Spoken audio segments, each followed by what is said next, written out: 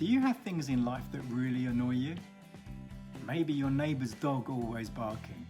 Or is it waiting in a long queue and the other line seems to be moving much faster than the line you're in?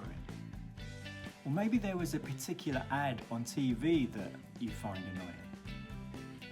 How would you like to take those things that annoy you and increase your stress to instead relax you and reduce your stress? Here's how you could do it. The next time that annoying thing happens, instead of getting angry, use that moment as a trigger to take a slow, deep breath down into your belly. Maybe close your eyes and repeat that a couple of times. You will instantly feel more relaxed, and so instead of letting those moments you have no control over annoy you, you can reframe them and use them as opportunities in your day to de-stress you.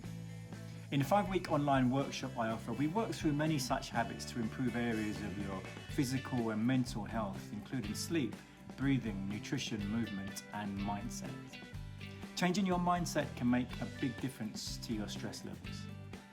Go to tonywinyard.com/workshop for more information.